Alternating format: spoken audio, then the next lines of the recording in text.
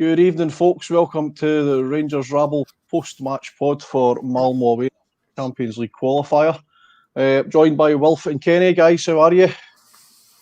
Not too bad. Well, I suppose could have been better, but a slight glimmer of hope in the end there. But yeah, Wilf. Lower than a rattlesnake with a top hat on. So welcome to everybody in the comments as well. Get your comments in, your questions in. Well, Wilf just fell there. Oh no. Get your comments in, your questions in.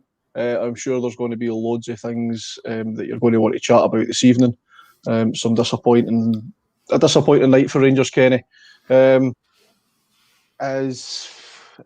I suppose the question on everybody's lips right now is, can we overturn that in the second leg?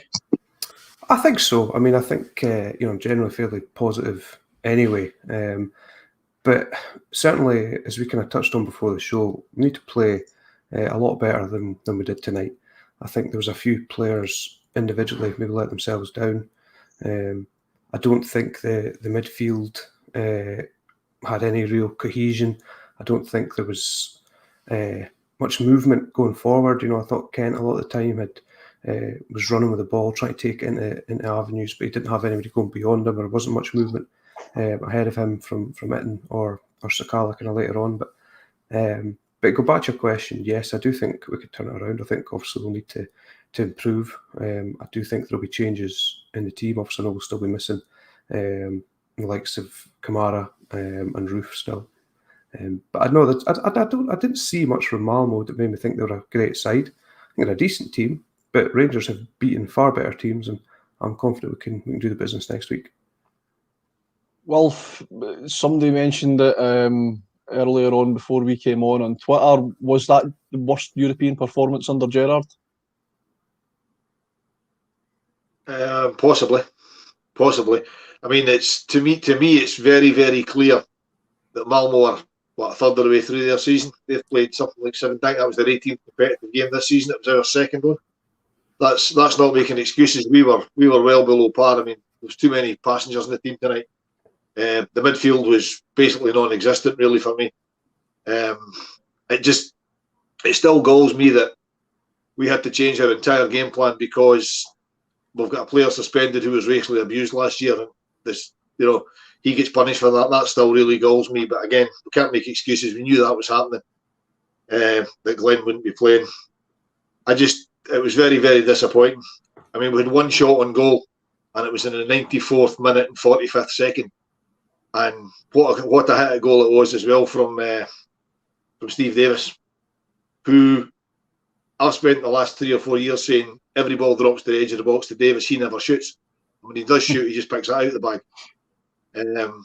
But to go back to answer your original question, I don't know if it was a worst European performance under Gerrard, but it certainly got to be up there. Yeah, I think as the game sort of progressed and we were 2-0 down. For me, it was certainly the most disappointed I felt in Europe since, dare I say, progress. It was. Did it bring us back down to earth a wee bit, Kenny? Did we need a wee bit of a reality check after winning the league last season at a canter after doing so well in Europe for the last couple of seasons? Did we need a wee bit of a reality check this evening? Possibly. It did kind of cross my mind because we've not been, we've been so. Blessed with the European performances and results in the last few years under Gerrard. His record's, frightening. I think somebody mentioned for the game, he's not lost a qualifying match since he's taken over. And tonight, I don't know if we're all obviously all on such a high, and there's almost an air of invincibility. I think from us and what we've seen from the players in pre-season and the early part and some of the throughout the game against Livingston. Maybe that there was just that, maybe, I don't know if it was overconfidence or arrogance from us, because I think most of the Rangers supporters that I spoke to before the game were very confident about winning the game.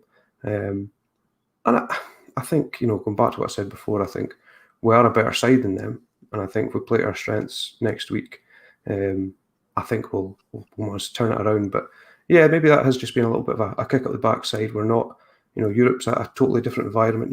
We came up against a really high press tonight. You know, again, like I said before, not a great team technically or skillfully, but organised, pressed high, and we struggled a little bit with that. Yeah, you know, it's definitely something that I felt as well. You said it's crossed your mind throughout the game, and it's something that crossed my mind. Well, we've all spoke about already that when we're missing some players tonight, Kamara was suspended ridiculously. Roof is suspended for a soft challenge, in my opinion, on the Slavia goalkeeper. Morelos isn't back in training yet, so we are missing some quality players. But does it worry you that we've maybe not got the quality and depth that we like to think we have? I know it's early in the season and we're still getting up to match standard, but you know, does we've got no quality and depth to deal with these European ties if in 3 or 4 players due to injury or suspension? Yeah, I think what tonight proved is that we don't have, or the manager doesn't have the trust in the squad players that I certainly thought he had, because I mean the lack of substitutions tells you that. I mean, Sakala was always going to come on. It was just a matter who he came on for. But I mean that was it. I mean, he obviously. I mean, I would have given Stephen Kelly a punt and say, look, just go on and see what you can do, because he's quite composed on the ball. But he obviously didn't trust him at that level, because if he had somebody that he thought he could throw on, I think without trying to pick players out, I think he'd have taken Lundstrom off, because he didn't do a lot for me, to be fair, and he wasn't the only one. I mean, Scott Wright was trying really hard, but although he's bulked up a bit, he's still not, for me, strong enough for that level of football, because he was getting knocked off the ball very, very easily all the time. I mean, we can't complain because we've got players out missing through suspension and not been back in yet, because we knew that was happening. It's not like suddenly pulled the rug from us and somebody got injured yesterday. We knew that Kamara, Roof were suspended. We knew Morelos wasn't going to be back. We knew Balogun was suspended, and we had to make contingencies for that. I just think the bench wasn't very strong, and that showed. But what really, really sticks in my throat is we came out for the second half and we just didn't wake up. We just, to use an old rugby league term, we just left our heads in the shed. We just didn't come out the second half. Yeah, we were 2-0 down before we'd even realised the second half had started, I think, and that's something that's happened to us a few times over the last few seasons. We've lost goals at the start of halves, you know, because we've basically come out, whether we haven't. I've got no explanation for why we've done it. It just has. I mean, the first goal was sloppy. The second one was absolutely ridiculous. And apart from that, they didn't really threaten. I mean, the guy didn't have a safety net. Having said that, their keeper didn't have a safety net. You know, and the one crumb of comfort I'll take from it tonight, apart from Stephen Davis' screamer in the last minute, is I don't believe we can play as badly as that next week. Yeah. You know, but I also think they'll just come and sit and defend. I mean, once they went 2-0 up, they just sat with two banks of 4, a guy floating in front of them and another guy up the halfway line, and they just broke when they could, because they were quite happy to sit and win 2-0. So I think they'll just come and sit in next week and try and catch us on the break, because they know we have to go for it, especially with the away goals. The away goal not counting as an away goal anymore. Yeah. I certainly got the impression they were happy to do that for periods of the game tonight as well. Kenny, Adam asked the question there, did Gerrard get it wrong tonight? Did he get it wrong, or did he pick the best of who was available to him? And I think just what we had to put up with. Yeah, as it was kind of touched on earlier on, we knew that there was going to obviously be a section of players missing. Obviously, Hadji, I think, picked up a knock at the weekend, which kind of meant he was never going to be featuring. So I think he'd probably deployed the team that most of us would have, given what was available. I don't know if it was the personnel or the system. I thought Rangers didn't really play with intensity that we've seen in previous European games. I don't think we had the movement wasn't quite there, and the deliveries tonight for some reason were really poor. You know, from Tavernier and Barisic, the crosses and the set pieces, just things like that weren't really clicking. And I think if we'd come away tonight, one each, or if we'd snuck a win, I don't think anybody would mention the team. I just don't think that the big part, and Wilf kind of mentioned it before, I don't think that midfield worked at all. I don't think there was there was enough creativity. I don't think there was nobody kind of running beyond what you might see. I just thought that Lundstrom and Davis were quite similar in what they were doing. And, Stephen Kelly, as we've seen kind of pre-season, a lot of the guys have been watching him growing up and developing as well, and playing at Ross County. Stephen Kelly's very good at ball retention, but he's also got an eye for a forward pass. And I think tonight, I just didn't think we had that. I thought Arfield was, he had a decent chance in the first half actually, but I don't think he covered himself in glory. I don't think he really contributed a great deal. He didn't have, I know it's early doors in terms of the season, but he didn't have that energy or sharpness that we've kind of used to seeing from Arfield. To be honest, and you mentioned that the banks of four and everything else that they're going to play, they dealt with everything that was whipped into the box. They dealt with it quite comfortably. So I don't know. I don't think it was the wrong team. I think obviously it was the circumstances of the suspensions and injuries. Hopefully next week, we'll have one or two guys, but I know we'll still obviously be missing Roof and Kamara, which are a big miss. I think Roof would have been ideal for a game like tonight. But I think by the time next week comes, one or two hopefully should be back. Maybe even if Alfie's back, if he's seen got some training in, fingers crossed. I think his hold up play and everything else would go really well against this team like Malmo. I think John. Sorry, John. I think we really missed Aribo tonight. I mean, I don't know. I'm assuming he's picked up an injury because he wasn't in the squad. But I mean, the amount of times that the likes of Ryan Kent got the ball and he turned one guy and there's another guy in front of him because they were doubling up, tripling up on him sometimes. Mm-hmm. Aribo just, I don't know what he does with his feet, but Aribo gets out of that. Aribo kind of manages to dance through that, and that leaves lots and lots of space. I think we really, if we can get him back for next week, that'll make an enormous difference to the way that we play. Yeah, there's been a few people asking in the comments about Aribo. The truth is, until Gerard tells us, we don't know where he is or why he was missing. I'm guessing here, but I can only assume he's maybe picked up a knock, an injury, a bit of bruising from the kick he took against Livingston at the weekend. Maybe he's picked up something else. Maybe he's not well. I don't know. I'm speculating there, but going with what we've seen him playing football, then possibly he's picked up a bit of a knock there. Just going to come before I come to some talking points in the game itself. I need to ask this question because this is obviously a very sore topic amongst Rangers fans. It certainly was a sore topic amongst Rangers fans in 2008. The Swedish FA gave Malmo the weekend off to prepare for a big European game. Wilf and Kenny, whoever wants to answer this, do you think that'll ever happen in Scottish football for Rangers? Do you think if we turn to the SFA, the SPFL, and says we want the weekend off against we don't want to play the Dundee United game this week, we want to prepare for a massive Champions League qualifier against Malmo in Scotland? No, there's not a chance that'll ever happen, certainly for Rangers in Scotland. I mean, going back to your 2008 example, it's probably just as well we didn't get time off because we would never get the games played because obviously Celtic were off on the tour of Japan. And if somebody can find the results for that, I'd be interested to see how they got on against Yokohama or whoever it was that was supposed to play. I mean, we played something like 10 games in 3 days or something at the end of that season. Just to, yeah. So if we'd got games cancelled, which they probably should have done, we'd never have got them played.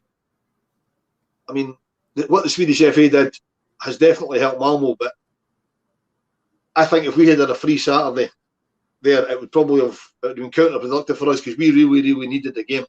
I think we needed the Livingston game. We could actually have done with having another competitive game in. I think this game against a team like Malmo for me has come too early because it was very, very obvious that they've been, as I said earlier, they've been playing. That's their 18th competitive game of the season. They passed the ball about quite well. We were thrown, as Kenny says, they dealt with everything we threw into the box because we just threw it into the box. The crosses that were decent, didn't aim them anywhere. We just threw them into the box and see if there was anybody there. There was no. They weren't picking out the targets like you would expect them to do when they've been playing together for a while.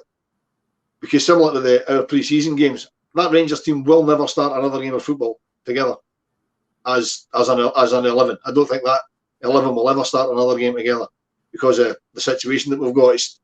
It's too early in the season to be playing a team that are up and running. But having said that, we should still have been able to take care of them, because the only thing that changed the game was the fact that we fell asleep at the start of the second half. Yeah, well, if you made some points there that sort of lead into another question I've got down, so I'm going to ask it just now anyway to Kenny. Wilf said there that we needed the competitive game, and we did. We clearly need competitive football. Malmo have played, was it 17 games now of competitive football, so they're so far ahead of us. Surely Gerrard, Beale, McAllister, they would have all seen we need competitive football under our belts. So why would you make, was it 7 changes from the Livingston game to this game and play 7 players that haven't started a competitive game of football yet? Was that a mistake on Gerrard's part? Certainly, when you put it like that. And I think also, in terms of how they played was one thing, but you could see it after an hour or so that a couple of guys were breathing out their backsides. They didn't look like they had the engine to keep going. So yeah, no, absolutely. I think had been in a position where we were able to obviously play the same team that played against Livingston, I think we would be singing a different song tonight. But, and as Wilf said as well, it is very, very early, and it's one of the problems of these qualifiers, and it's something that we've seen as Rangers supporters for many, many years, coming up against decent sides very early in the season when these teams have already they're already in full flow. And you could see that they looked fitter, and I don't believe that they necessarily are, but I think they've got that match fitness. And I think I was reading earlier on, there's a big difference between your fitness, which you gain in pre-season with the workouts and the drills that they have to do, to match fitness, where your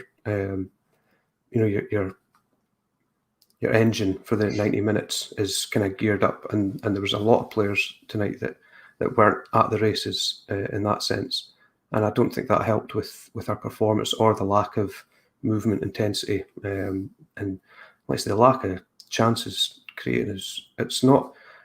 You'd have to. I'm trying to think. I mean, also I know there's the game against Celtic where we managed to win without having a shot, but it's very unlike Rangers to have one shot on target in a game of football.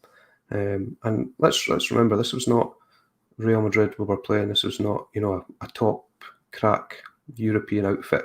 They're an average side, I would say, but they played to their strengths, and their fitness was definitely streets ahead of ours. Yeah, it's. You might have just upset somebody there in the comments, Kenny. PSY Universal, Kenny's absolutely right. You're not a crack outfit in Europe. But thanks for the support. Thanks for clicking onto the Rangers Rabble and supporting us. Much appreciated. And I hope quite a few of your Malmo pals are watching us this evening as well.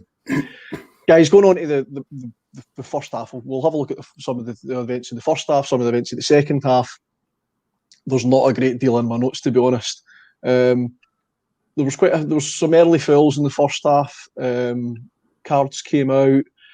I want to talk about just briefly the Itten booking, which I thought personally was harsh, and then the foul in Kent a couple of minutes later, and there was no booking for that. Arguably a foul just outside the box, maybe a very timid shout for a penalty. Well, do you think the referee was quite inconsistent tonight with things like that?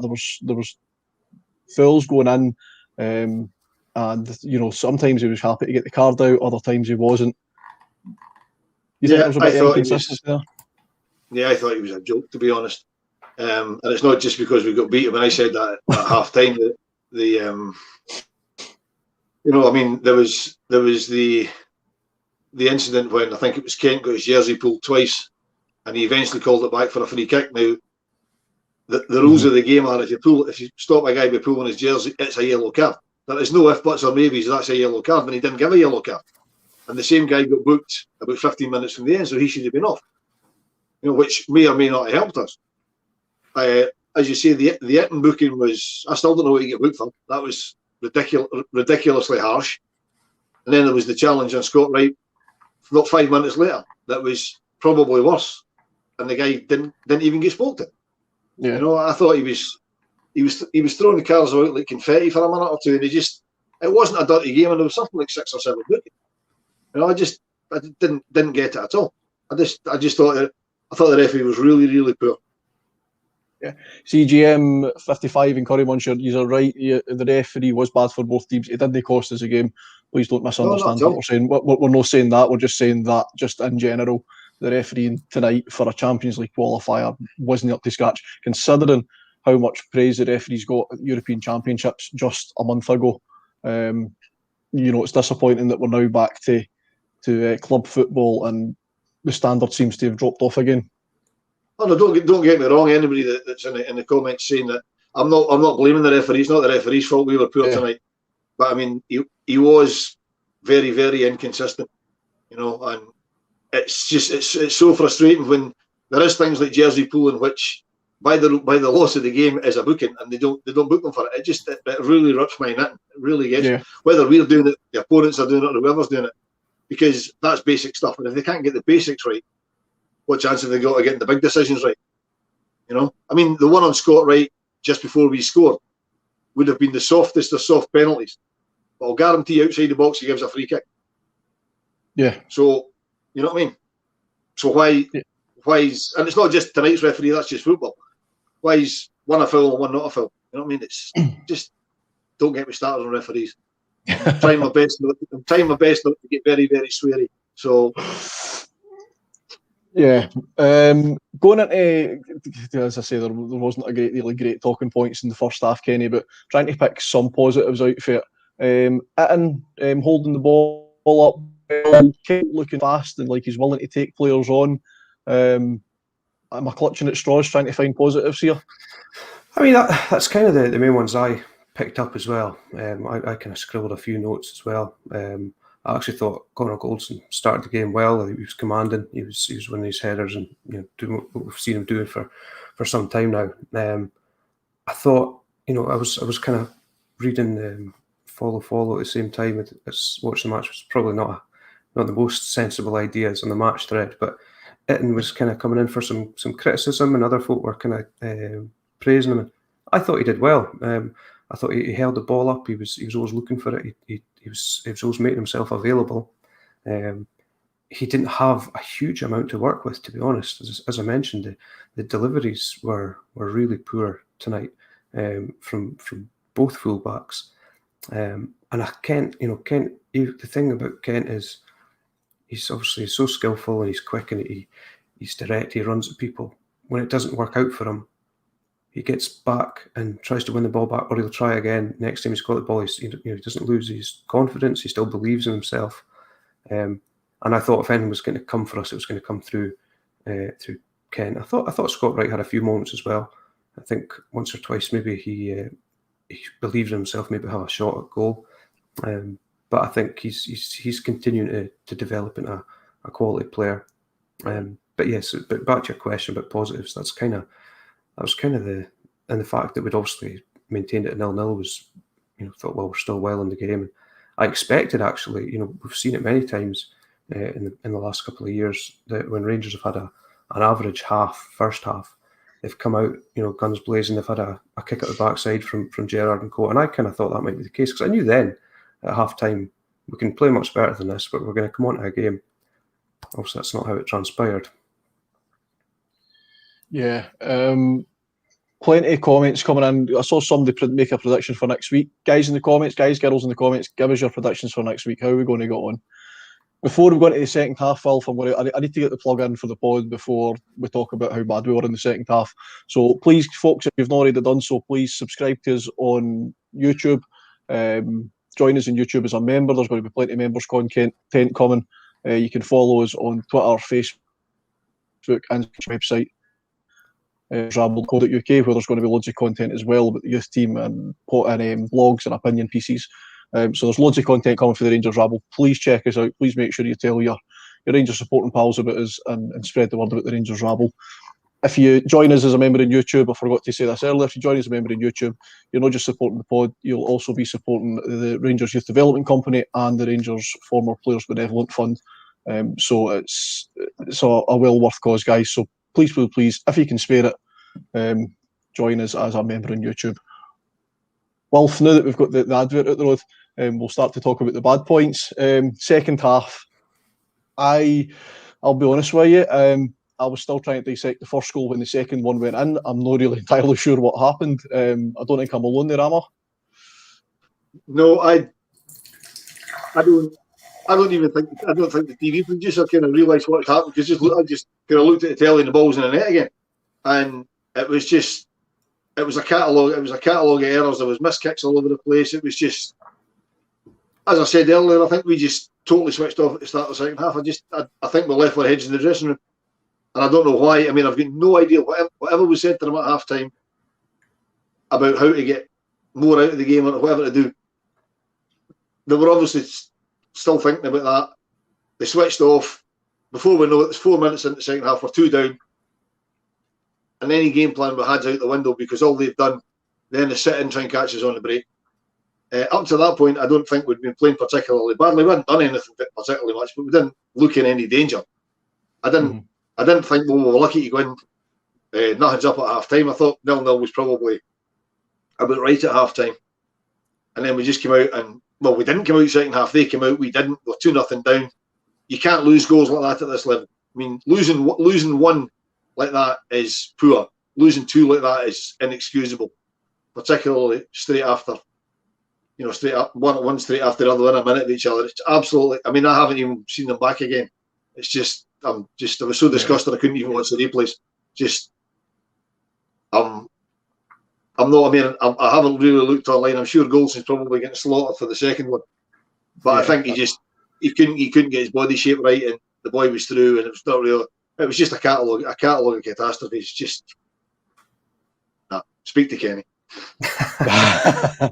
Yeah, sorry, just before I come to you, Kenny, somebody asked in the comments here if Kamara's back for next week. He's not. He's got another, I think it's another 3-game suspension. CGM's just confirmed it, another 3 games. Thank you, CGM.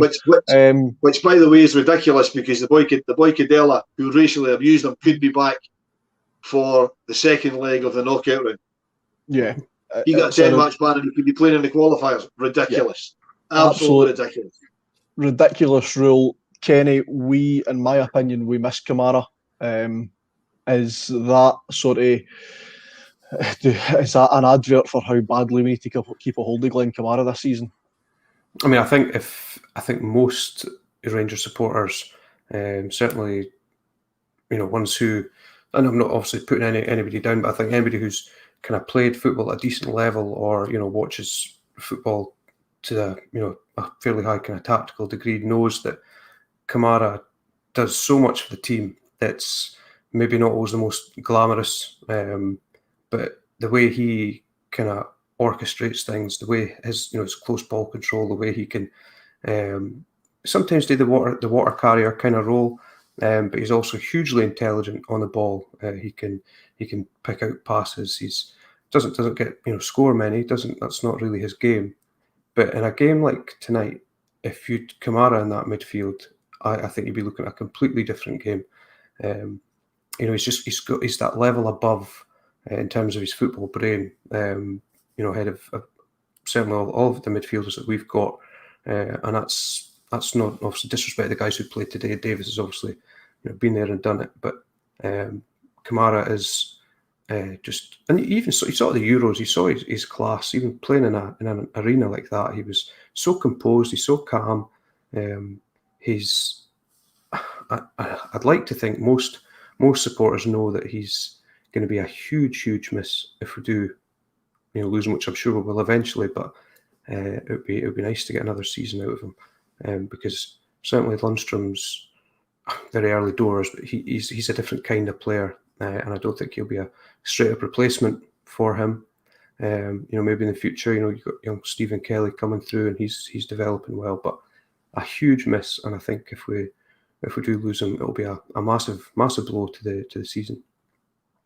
Yeah. Well, the only change of the game from a Rangers perspective, we saw Sakala come on for, I wrote down Kenton, but not for some reasons it was Cedric Itten. Did that change anything for us, or was it too little too late, or was there not enough change in the way we were playing for high impact? I think it was the wrong change. I think it was the right player, but he should have left big Cedric Itten on, because at least Itten was a target. We're throwing high balls into a box against big centre halves, and we've not got anybody. because Cedric's been taken off. I'd have taken off Scott Wright, and I know Scott Wright was doing okay, but he was getting knocked off the ball very, very easily, and every time he went down, he was looking for a free kick, and a lot of times they possibly could have been, but he was knocked off the ball very, very easily, and his end product wasn't there. He needs to learn to back himself more. There's a couple of times he was through, and instead of let the shot off, he tried to find the pass. It just wasn't there. I would have taken him off for Sakala and left it through the middle and put Sakala out wide. Now, obviously, the management team know more about the players than I do, but that's what I would have done. But as I said earlier, it's striking for me that was the only change, because it tells me that Hadji wasn't fit and he was only on the bench to fill a space, and that the manager doesn't trust the likes of Stephen Kelly and Nathan Patterson in a game like that, in that situation, because even the midfield was really, really light. And I'm not a fan of Patterson at right back and moving Tavernier up. But if you're going to try it when you're in the shit, tonight's the time to try it. Maybe take off Lundstrom, put Tav up, because Tav looked a bit better when we were going forward towards the end of the game, pushing to try and get the winner. So he could maybe have brought Patterson on then, pushed Tav up. I don't know whether it is the manager doesn't trust these guys, or just thought, well, look, we'll just try and get out of Dodge, not losing another goal, because if we'd lost another goal, the tie was finished. At 3-0, the tie was over, and we got lucky that David pulled one out the bag, and we're still in it. But we've been sitting saying, well, we've got a huge squad of players, who we need to get rid of the deadwood, and then we end up going to a European game, and we've basically got shirt fillers on the bench. It's quite worrying. Yeah. Does it raise a question over our squad depth, Kenny? We've just had Davy Boy Celtic come on and ask the question. Rangers could field two teams.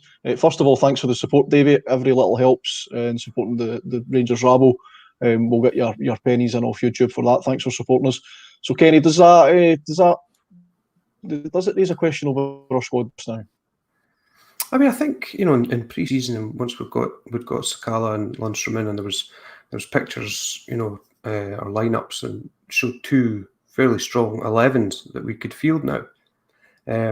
That team tonight, if that played against Livingston or Dundee United or whoever, then I'd be confident they would have managed to have enough to win. However, it's a different environment. It's a different, it's a level up.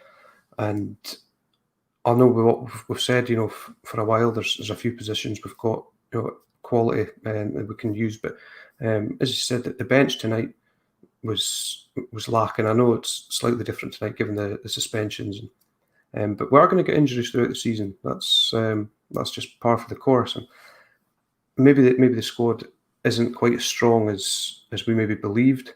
Without wanting to, get too carried away. It's been one game. Obviously, we did have a particular set of circumstances for players missing tonight. I think in terms domestically, yeah, absolutely, it's a strong squad, and I think there's players in each position that there's 2 or 3 players in some cases who can quite comfortably play and do well in Scotland. Playing in Europe's a different kettle of fish altogether, and we're maybe not quite at the level we think we are in the European arena in terms of squad depth, because as Wilf kind of mentioned earlier on, Gerrard clearly doesn't fancy using guys like Kelly and Patterson in games like this evening, and it would have been an ideal chance, I think, for like Kelly to come on, and I think he's got something about him. But yeah, so without wanting to deviate too much from the question, I think domestically we're absolutely fine in terms of the squad. But like I said, when you're competing on all fronts, and if we're going to have European group stage football in some shape or form, that's where we may come unstuck with that, with a couple of injuries. Guys, we are going to wrap it up there. To everybody that's tuned in, again, thank you for supporting the rabble. Plenty of content coming your way. Like I said, we've got our live pod on Thursday night. We're going to have our match reaction for the Dundee United tie on Saturday. Please make sure you check us out. Kenny, Wilf, thank you for joining me this evening. Last thing before we go, predictions for next week, Wilf? It could be a long night. I think I actually tweeted just before we scored that we're not out of the tie yet at 2-0. and it could be a long night. And I still think it could be a long night because, as I said earlier, they'll just come in, they'll sit in and defend. I don't think we'll lose next week, and if we can keep it tight at the back, I fully expect us to score because we always score at Ibrox. Right here, right now, the way I'm feeling, I think it might take extra time. God forbid it doesn't take penalties, but I'm always the optimist. I'll say we'll beat them 2-0 next week. Kenny, first of all, prediction. Second of all, are we going to be sitting at 10 o'clock next week, being the first team in Europe to curse the away goal rule being scrapped? In terms of prediction, I think, as we've all said, and I'm sure it's been in the comments and everything else, we know we can play better than that. Gerrard and Beale and McAllister will demand more and get us back to playing how we know what we're capable of. So I do think we'll get a result. I think we'll win 2-0. I think 2-0 is a fairly reasonable shout. What I would say is I hope there's potential. There's going to be a lot of supporters in maybe to the supporters. Let's be patient. Let's not get on their backs. It's going to be the first time in a long time there's going to potentially be the size of crowd that they're hoping for. So let's hope that the support from the stands is going to will the players on rather than have a negative effect if you kind of the mumps and the moans and the groans start after kind of 10 minutes or a misplaced pass. Let's hope it's a really good European atmosphere. Ibrox is second to none for the big European nights, and it could be a fantastic comeback, and hopefully a great atmosphere will help towards that. Yeah, absolutely. Let's get behind the team next week. I'm going to go for it and say I'm so confident we're going to beat them 4-0 next week, and this is just going to be a blip in the radar. On an otherwise perfect season when we win the treble and we have a fantastic run in the Champions League. Gents, thank you very much for joining me. Before we go, Alan, seeing as you're so confident, right? Here's a question I asked my girlfriend earlier, right? Before it all went to shit tonight, right? I thought, right, okay, the commentator was talking about whoever wins the league this year gets straight into the Champions League next season, right? So my question to you two guys is, does the second place team in Scotland get straight in once we win this Champions League? That's a good question. That might be one we need to ask the Scottish coefficient calculator on Twitter. I don't know, but who cares? As long as we win the Champions League, who cares what happens to Aberdeen? Who cares what happens to Aberdeen when they finish second in the league? Yeah, it'll be a nice problem to encounter. But absolutely, we'll take that.